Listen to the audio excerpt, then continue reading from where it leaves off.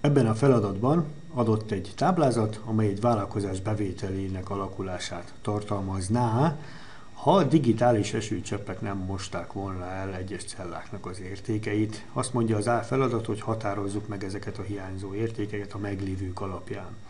No, hát az első oszlopban látunk egy bevétel oszlopot, millió forintban megadva, a második oszlop 2007 egyenlő 100%, ez arra utal, hogy ez állandó bázisú dinamikus viszonyszám.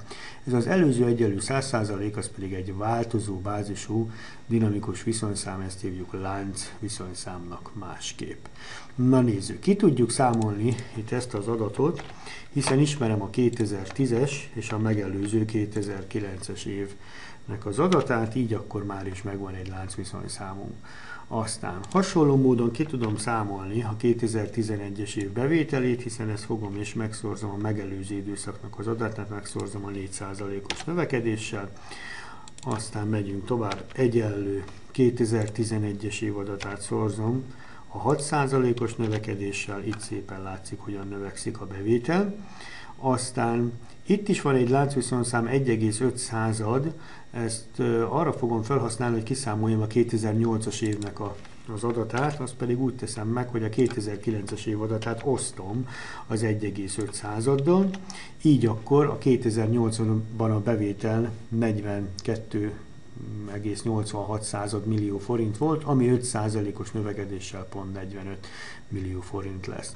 Aztán van itt egy állandó bázisú dinamikus viszonyszám, ennek segítségével meg tudom határozni a bázisidőszaknak az adatát, mégpedig úgy, hogy a 42,86-ot elosztom az 1,13-dal, így 2007-ben a bevétel 37,93 millió forint volt. Jó, ki tudjuk számolni az első időszakhoz vonatkozó állandó bázisú dinamikus viszonyszámot, megtehetném, hogy beírom, hogy 1, de inkább kiszámolom, hogy ennek a cellának az értékét osztom önmagával, ezért lesz ez 1, és az összes többit is egyenlő 45 osztva 37,93-dal, következő egyenlő 54 osztva 37,93-dal. Ezt megtehetném úgy, hogy az F4 funkció billentyűvel rögzítem mindig a bázis időszakot, de akkor a színezés elcsúszna, azt pedig nem szeretném. Tehát megvannak a állandó bázisú dinamikus viszonyszámok. Most akkor ki fogom tudni számolni a bevételt is. Egyenlő, a bázis időszaknak az adata az 23%-kal nőtt.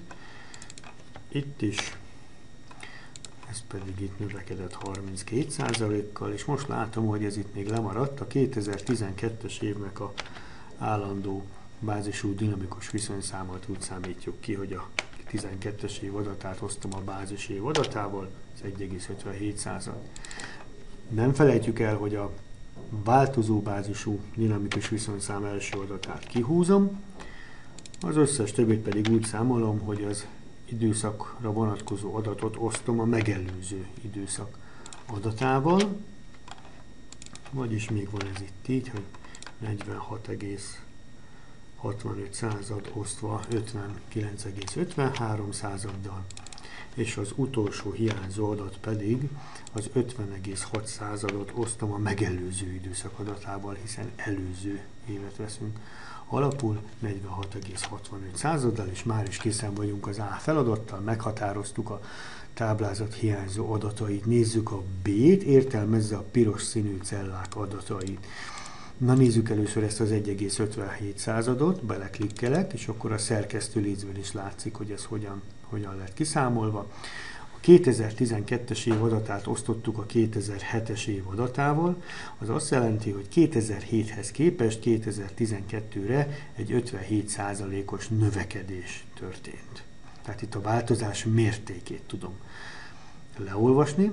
Nézzük a másikat, 0,78, itt pedig a változás ütemét fogom leolvasni, hiszen egyik időszakról a rákövetkező időszakra tudok tájékoztatást közölni, ez pedig az történt, hogy 59,53 millió forintról, ami nem más, mint a 2012-es évnek a bevétele, volt egy csökkenés 2013-ra, azt mondjuk, hogy vagy ezt mondjuk, hogy 22%-kal csökkent a bevétel a rákövetkező évre, vagy azt mondjuk, hogy a bevétel az 0,78%-ára, esetleg 78%-ára változott.